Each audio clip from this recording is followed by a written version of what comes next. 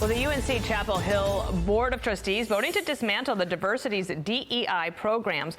The funds will be used for public safety and campus police following on-campus anti-Israel protests. One of the trustees says, quote, "It's important to consider the needs of all 30,000 students, not just 100 or so that may want to disrupt the university's operations." Let's bring in author of the new book, Morning After the Revolution, Nellie Bowles, and we'll get to the book in a moment because I loved it. Good morning. And it's good to have you here. You write a lot about DEI and the movement, and I'm wondering, as you see some of these universities say, well, now we need money to fund our Chapel Hill Police, is the movement, the revolution, collapsing under its own weight? You're starting to see the rhetoric meet reality. And I mean, at a lot of colleges, parents have gotten together to hire private security officers for their students, for their kids. Yeah. They're taking it into their own hands. So I'm not surprised that universities are starting to finally respond and say, oh, gosh, you know, maybe this funding we're talking should go. millions of dollars here, okay? And Yeah. I think about the location for Chapel Hill, and think about the reverberations when that young student was killed jogging in the morning. That was in Athens, Georgia, and you have to think that there are considerations now for making sure that kids are safe. I thought the quote from the president was most revealing.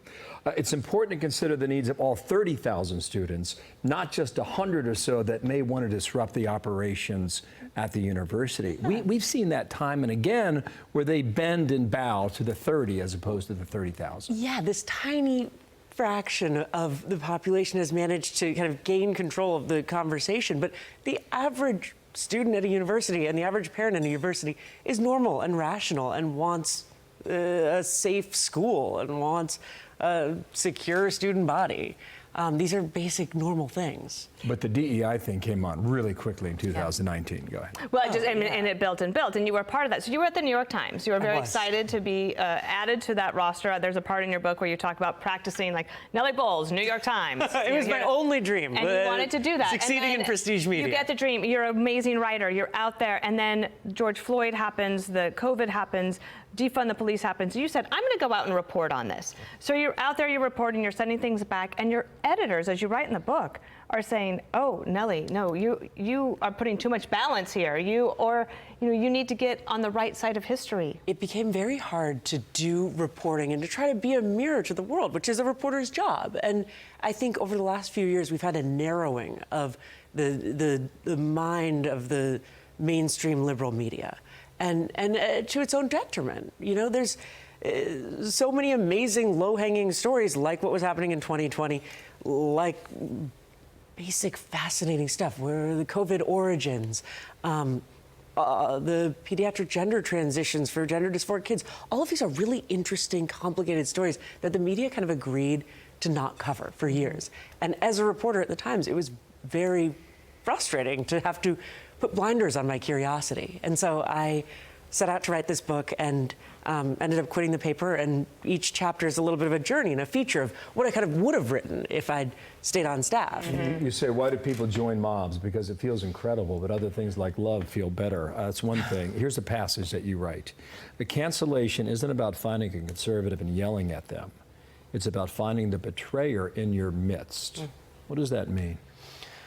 What it means is that, I mean, we all talk a lot about cancel culture, and one of the things that people say is, how odd is it that you cancel someone who's very similar to you, but just different in a small fraction? And as someone who's part of that culture, who participated in cancellations, as it were, I write about the complicated emotions and the pleasure associated with that. It's about policing the boundaries. And I think a lot of the last 4 years in the liberal world, in the intellectual elite world, whatever you want to call it. Progressive world has been about making those boundaries tighter and tighter and policing them harder and harder. Well, and it's exhausting and it's boring and it's not fun. Pick this one piece up on page 235. You talk about a friend who was watching you to see if you were going to join in on a cancellation of somebody else.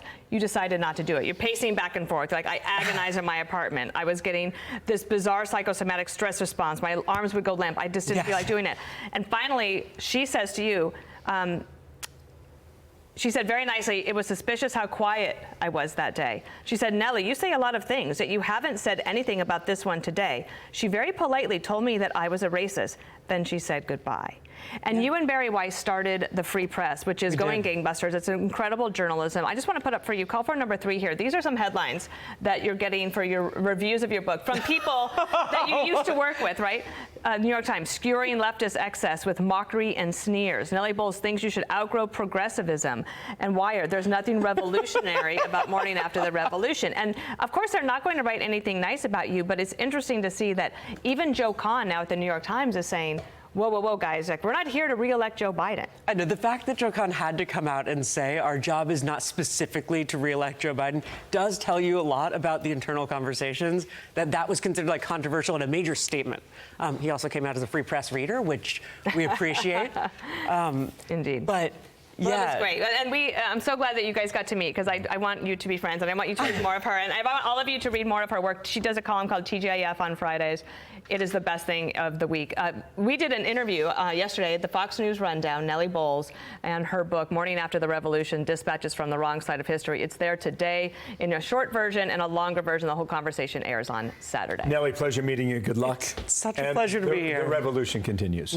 Yes, your revolution continues, not this one. Thank you for having me on. You bet. Thanks, Nellie. I'm Steve Doocy. I'm Brian Kilmeade. And I'm Ainsley Earhart. And click here to subscribe to the Fox News YouTube page to catch our hottest interviews and most compelling analysis.